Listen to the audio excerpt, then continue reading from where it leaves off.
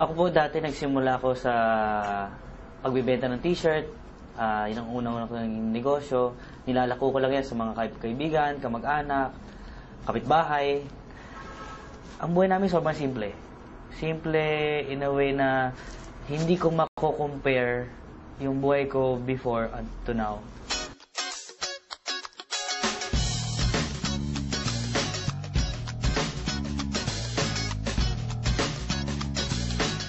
Hindi ko in-imagine na dadating sa puso na ganito kalaki pala yung pinag-uusapan namin dati. Nagsimula lang sa isang table na lilima lang kami, I think 6 lang kami, na yayaman kami. Alam namin kikita kami pero hindi ganito kalaki. Dito na, nakukuha ko yung mga pangarap ko, dahan-dahan, yung mga sasakyan na dating laruan lang, dati litrato lang, dati pinupuntahan ko lang sa mga bahay-bahay ng mga kaibigan ko, tinitingnan ko.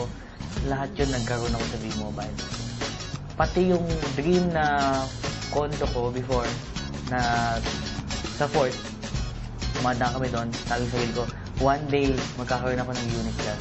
With V-Mobile, nagkaroon ako ng unit.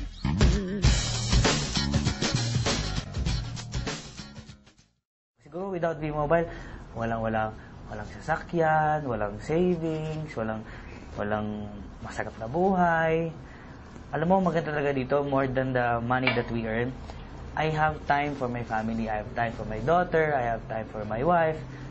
Natuto ako sa buhay nung pumasok ako dito. Experience. Iba-ibang tao nakakausap. May mayaman, may mahihirap. Madami kang matututunan sa kanila. At ang dami ko naging kaibigan.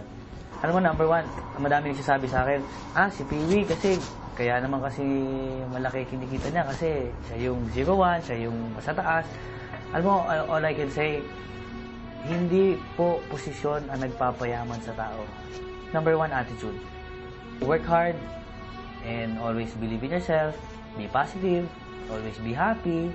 Pinakamagandang i-invite mo talaga sa business natin, family muna. Kasi ngayon, my brother, my sister, my mother, lahat po ng pamilya ko nandito na. Tita ko, pinsa ko, lahat.